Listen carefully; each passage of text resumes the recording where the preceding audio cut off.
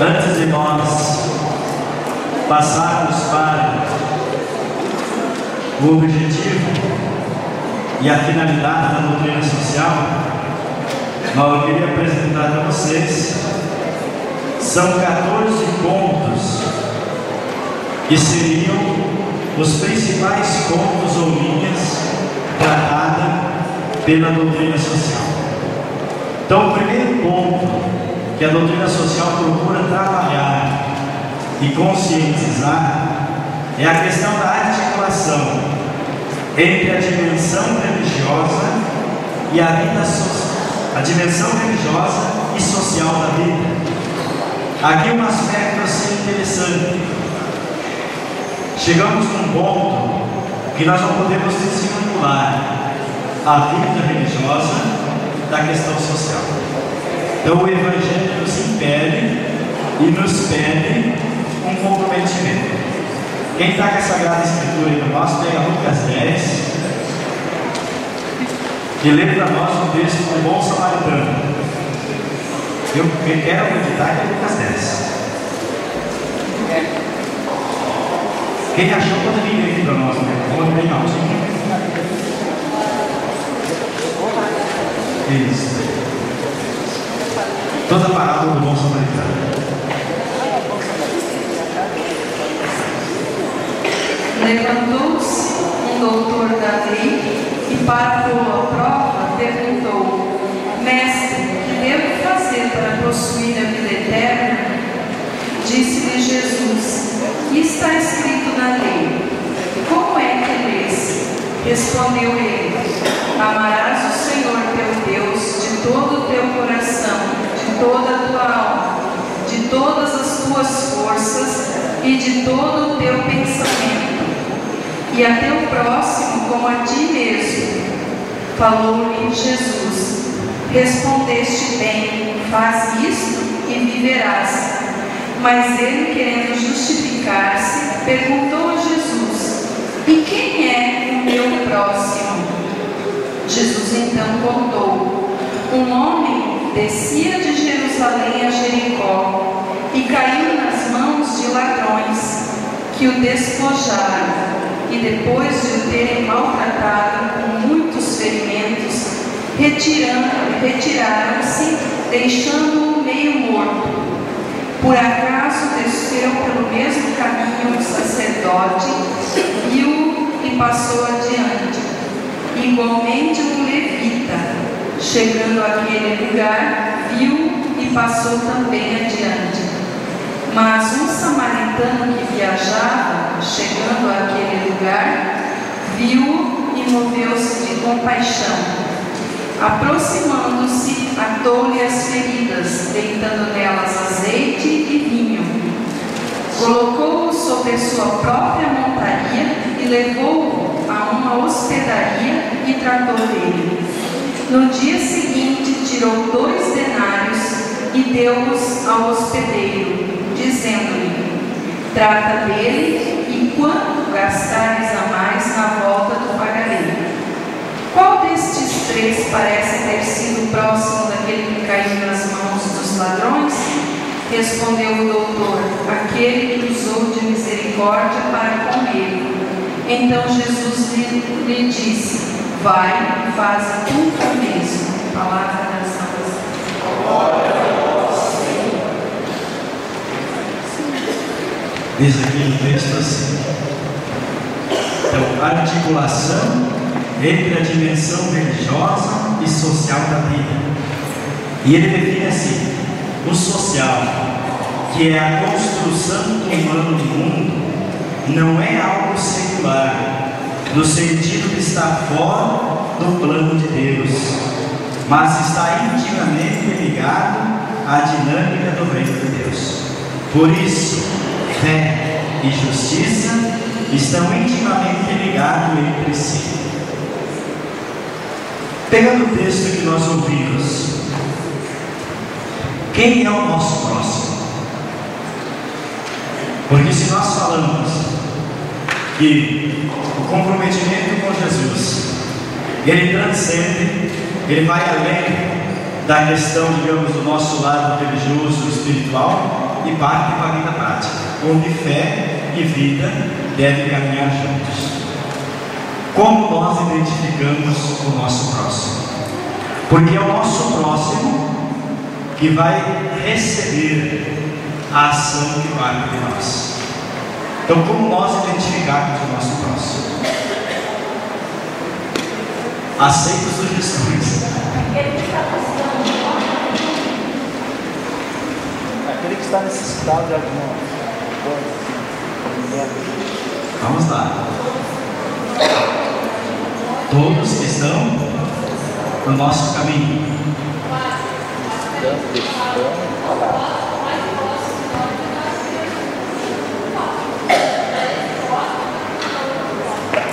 Então diz ali que o próximo, mais próximo de nós, é nós mesmos. Temos que nos ajudar para depois também ajudar os outros. É válido também. O que eu queria chamar a atenção é pelo seguinte: não existe um próximo identificado. Sou eu que devo me fazer próximo daqueles que necessitam. Então, se nós ficarmos de bracinho cruzado assim, tentando identificar quem é o próximo, nós nunca vamos fazer nada. Aí é uma questão seguinte: aquilo que está ligado ao sacramento da crisma, da maturidade da nossa fé, nós temos que achar o nosso espaço na igreja. Nós temos que assumir algo na igreja. Eu tenho que me fazer próximo de alguém. Eu tenho que me fazer próximo para ajudar, para servir. E aqui de novo volta o aspecto da conversão. Mas eu tenho que me fazer próximo para servir, não para ser servido, né? Não para ser servido. Então, mais um desafio para nós estarmos também pensando, buscar achar o nosso espaço. Gente, é tão fácil nós irmos na igreja, participarmos de todas as liturgias, não ler, ir lá e sentar no banco e ficar ouvindo. É tão bom nós irmos lá no grupo de oração e ficar ouvindo as palavras bonitas, porque quando se prega a partir da Sagrada Escritura, não tem como não ser palavras bonitas. É tão bom nós irmos na celebração, nos encontros, tem alguém que canta, que anima. Agora, custa bastante para nós também se comprometer com isso, fazer algo. Hoje, o grande desafio nosso, as pessoas estão escondendo o talento. Eu não me recordo agora, em Mateus alguma coisa aí, o texto, a parábola dos talentos. As pessoas, nós católicos principalmente, devemos reler esse texto dos talentos e percebermos duas coisas importantes que ali nos apresenta. Primeiro, a confiança que Deus tem em nós. Para quem que nós vamos dar, ou vamos, se nós temos algo de bom, de precioso, nós vamos deixar de cuidar de quem? De quem nós confiamos, de quem nós gostamos, de quem nós temos certeza que não vai nos decepcionar. Em vez de tirar a palavra dos talentos, o que Jesus faz é isso: ele coloca o que ele tem de melhor, ele doa a humanidade. Claro que ele doa em graus diferentes. Para um deu 5, o outro deu 3, o outro deu 1. Mas o importante para Deus não é a quantidade, o importante para Deus é que nós produzimos. E aí então o que acontece? Há aqueles que enterram os talentos. E aí tem um versículo assim muito legal que diz assim: servo preguiçoso, servo mau e preguiçoso, um dia tu terá que prestar conta a Deus. Então nós também temos que achar então esse nosso espaço na igreja. Temos que achar o espaço na igreja. Existe uma paróquia aqui em Cascavel, ela tem um dos maiores grupos de oração. E eles não conseguem achar gente para trabalhos mais pesados, digamos assim, na igreja. Alguma coisa está errada. alguma coisa está errada. Então, temos isso presente. Gente, acharmos o nosso espaço, se colocarmos para trabalhar, se colocarmos à disposição, assumirmos responsabilidade, é questão nossa, de nós cristãos. Nós podemos divergir de ideias, divergir de pensamento, mas nunca devemos nos omitir. Um segundo ponto que a doutrina social busca evidenciar é o que nós já falamos muito, a questão da dignidade da pessoa humana. O ser humano é feito à imagem e semelhança de Deus. Mulheres e homens ocupam um lugar eminente na ordem social. A dignidade humana só pode ser reconhecida e protegida na comunidade dos irmãos. A pergunta fundamental a se fazer a respeito do desenvolvimento social é esta: onde fica o povo? Onde fica o povo? Como nós nos relacionamos? Como nós nos sentimos na nossa comunidade? E aqui uma das coisas assim mais tristes é quando a pessoa vem e fala assim: bom, padre, eu não consigo me sentir bem aqui no meio da comunidade. E olha que tem gente que participa de movimento, participa de pastoral e vem dar esse testemunho para a gente. O senhor não tem um outro serviço para mim fazer, outra coisa para mim fazer?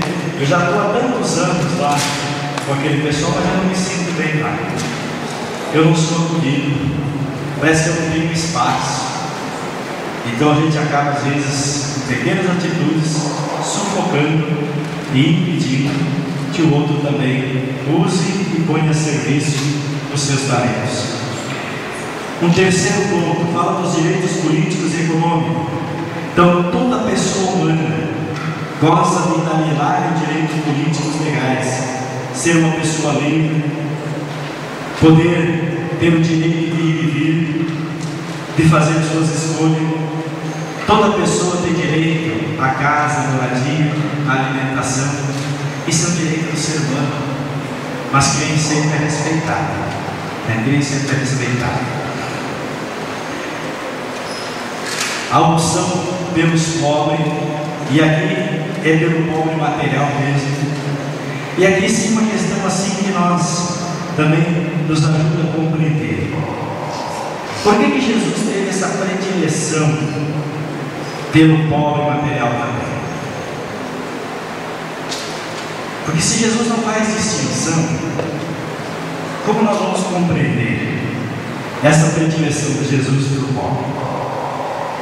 Quem é mãe vai poder me responder. Qual é o filho que mais vocês amam? E não me diga que não tem, porque tem. Tem, eu vou provar para vocês que tem. Então vamos lá, eu vou provar para vocês que tem. Mas não é do jeito que você está falando, né? Mas eu vou provar para vocês que tem. Sabe qual que é o filho que a mãe mais ama? É aquele que no momento presente mais necessita dela. Então não é um amor que distingue. Só que daí não é um amor. É amor. Aí é um cuidado, não é amor. É amor, porque entra no contexto do amor, no sentido assim.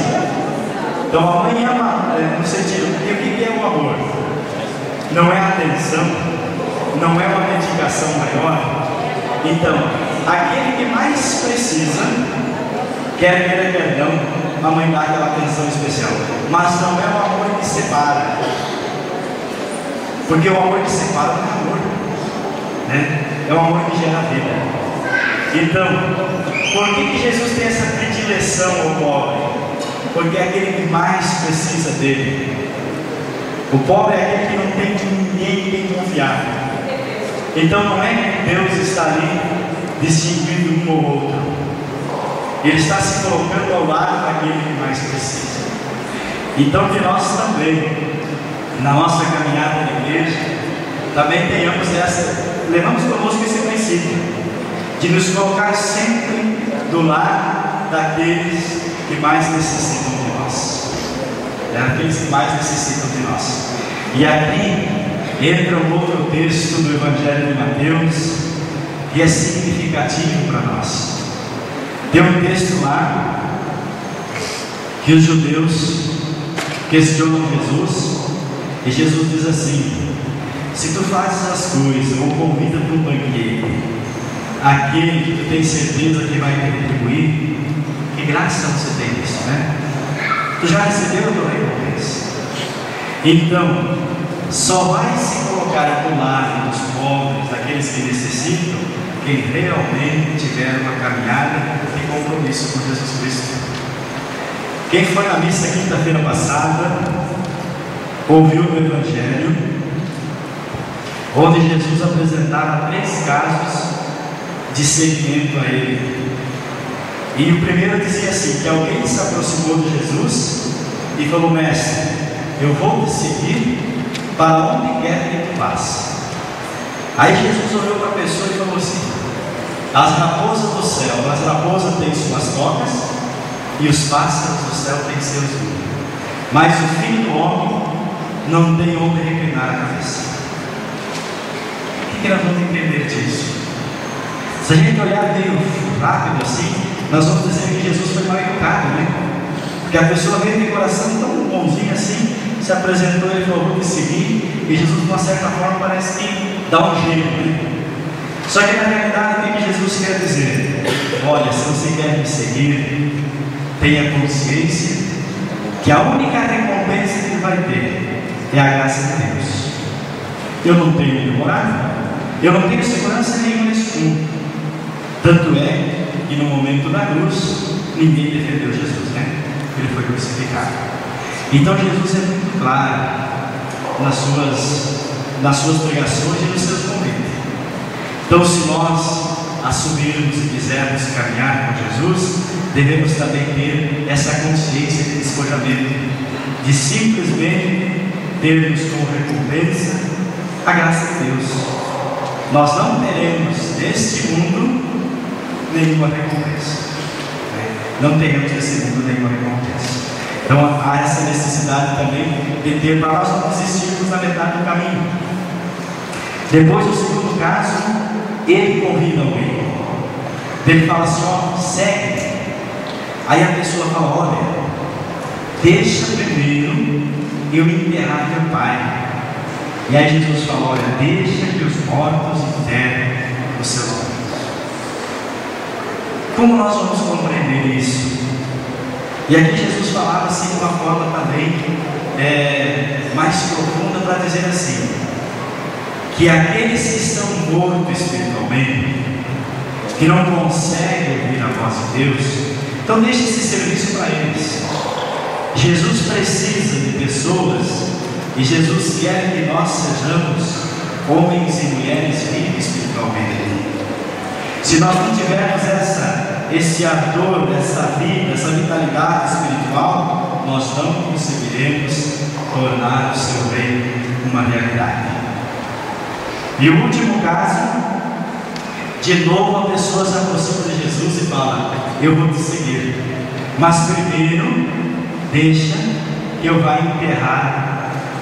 Não, primeiro deixa que eu vá me despedir dos meus pais. E aí de novo Jesus dá uma outra lição: nós não podemos fazer exigência para seguir Jesus Cristo. Jesus não barganha com a gente. É outra mentalidade que nós devemos tirar do nosso povo. Essa mentalidade da barganha: eu faço isso e você me dá aquilo. Se acontecer isso comigo, eu te faço isso. Isso é negociar com Deus. E Jesus já deixou claro que não. Se nós fizermos, ele diz assim: aquele que põe a mão no arado e olha para trás, não é digno do reino dos céus. Por que Jesus diz isso? Pôr a mão no arado, que é um instrumento de trabalho, e ficar olhando para trás, nós podemos cair no desânimo, nós podemos cair, digamos assim, fracassar, perdemos o entusiasmo. E Jesus não quer isso. Jesus precisa de pessoas que acreditam naquilo que abraçam, que acreditam naquilo que abraçam. Tem um escritor de peças de teatro, essas coisas, e ele fala assim, que a igreja, que nós católicos cristãos, temos nas mãos a maior das verdades, mas diz que nós somos tão desanimados que nós transmitimos ela como uma mentira. Tanto é que nós não conseguimos cativar muita gente. Daí ele diz assim, que a indústria do teatro e do cinema, que em cima de uma mentira, em cima de um fato que não é real, eles comovem multidões. Então também que nós possamos refletir isso. Nós temos nas nossas mãos a maior verdade do mundo, que é Jesus Cristo. Agora às vezes nós não sabemos anunciar, às vezes não sabemos anunciar. Kant, que não é cristão, ele diz assim, que a filosofia de vida, o estilo de vida, o pensamento cristão é fantástico, só que a humanidade é medíocre, ou seja, nós não somos autênticos. A partir do momento que nós formos mais autênticos e conseguirmos com mais convicção falar, anunciar e viver, nós vamos então perceber a grandiosidade e a força que nós temos. Vamos mais à frente. Então, um quinto princípio ou linha que a doutrina social da igreja busca evidenciar e aprofundar: o amor e a justiça de mãos dadas. E aqui um outro princípio a ser pensado e ser refletido: justiça não é a mesma coisa que lei. Nem sempre a lei é justa, nem sempre a lei é justa. Então a justiça está vinculada ao amor. E aqui nós podemos, para compreendermos melhor, tentar identificar o que significa ser misericordioso. Porque a justiça, andar de mãos dadas com amor, significa sermos misericordiosos. E o que é ser misericordioso? Ou uma atitude de uma pessoa que é misericordiosa. Misericórdia não é ter dó. Eu sempre digo que o dó é o sentimento mais pequeno que existe. Agora, ter compaixão, ser misericordioso, significa colocar-se no lugar do outro antes de julgar. Se colocar no lugar do outro antes de emitir um julgamento. E veja que nós às vezes invertemos, Nós julgamos para depois que nós já condenamos é que nós vamos ver a realidade que a pessoa vive. Então é outra inversão da nossa prática, da nossa vivência cristã. Se colocar no lugar da pessoa para tentar perceber e compreender o que a pessoa está necessitando. Porque se nós nos colocamos no lugar da pessoa, nós vamos daí se perguntar assim: se eu estivesse nessa condição, o que eu estaria necessitando para mim poder dar um passo e sair dessa realidade? Aí nós vamos poder, com mais segurança e com mais confiança, fazer algo que possa realmente ajudar a pessoa. E aqui uma das coisas assim que é pesada na nossa caminhada, a gente tem a mania de imaginar o que os outros pensam. Só que, gente, imaginar não resolve. Imaginar não resolve. A gente pensa que a pessoa está passando por isso, a gente não se coloca no lugar dela. Aí com facilidade a gente erra e a gente faz o outro sofrer. Então também procurar no nosso dia a dia termos e conservarmos essa dimensão da misericórdia. Só a pessoa e Deus sabe o que a pessoa está passando naquela realidade. Só a pessoa e Deus sabe o que leva as pessoas a terem tais atitudes. Nós de fora nós julgamos, nós imaginamos que seja isso, nós imaginamos que seja aquilo outro, mas nós não temos certeza, nós não temos certeza. Então, procurar também evitar esse tipo de atitude, porque nos distancia do projeto de Deus. Promoção do bem comum. Quem saberia me dizer ou definir o bem comum? Porque esta é uma das coisas que vocês vão encontrar dentro dos documentos da igreja que fala da doutrina social, o princípio do bem comum. E aqui precisa fazer duas distinções. Com facilidade vocês vão dizer: o bem comum é dar a possibilidade que todos tenham direito, que todos possam viver com dignidade. Não deixe de ser. Porém, primeiro é preciso se perguntar: quais os bens que podem ser comuns? Quais os bens que podem ser comuns? Senão nós acabamos criando uma teoria e desviamos sem necessidade. Então, quais os bens que devem ser comuns e que são comuns? Primeiro, o direito à vida. O direito à vida. O direito, digamos assim, à água. O direito ao mar que não seja poluído. O direito à escola. O direito à saúde. Esses são os bens comuns.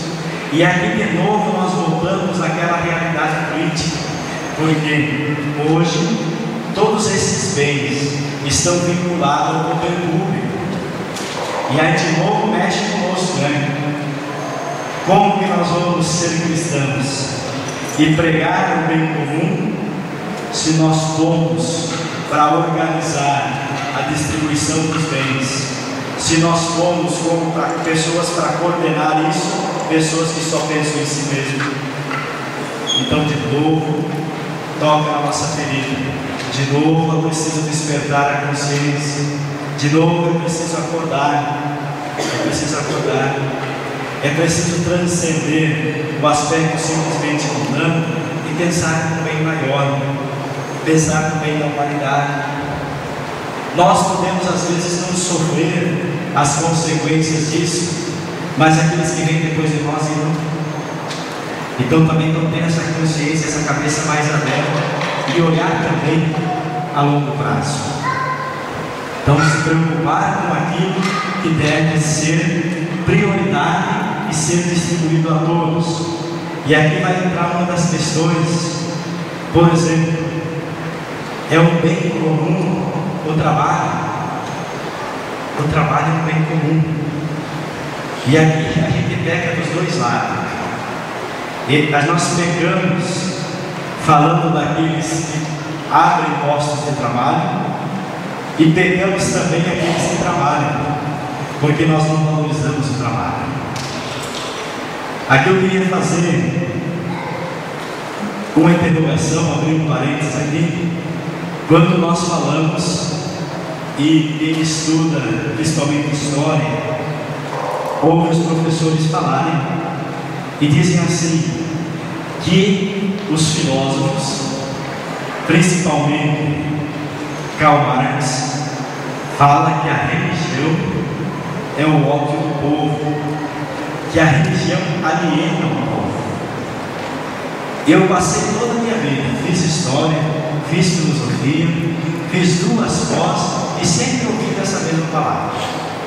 Fui compreender e ver que é uma grande mentira quando estive agora fazendo sociologia em Roma e tive a oportunidade de ter como professor um senhor que foi aluno de um discípulo de Marx, ou seja, o Marx escrevia e ele tinha um secretário. Então esse meu professor foi aluno desse secretário de Marx. Então com esse eu consegui entender em que sentido Marx colocou aquele texto que a religião se torna a alienação do povo. Primeira questão, a religião não é a primeira alienação. Qual que é a primeira alienação do homem? É alienar a sua liberdade a um trabalho fixado. É a primeira alienação do homem. Doação à carteira de trabalho. Então você tem, tu alienou a tua vida das 8 da manhã ao meio-dia, da 1 às 5 da tarde. Então essa é a primeira alienação do homem. Segunda alienação do homem, ele aliena essas 8 horas, outros mais, a um valor X, né? A tantos reais. É a segunda alienação. Assim aí, o homem vai alienando a sua vida a estruturas sociais. E essas estruturas se tornam tão pesadas que lá no 5º momento ou 6º momento, o homem já não tem mais força. Ele se sente preso. E aí então é que entra a religião.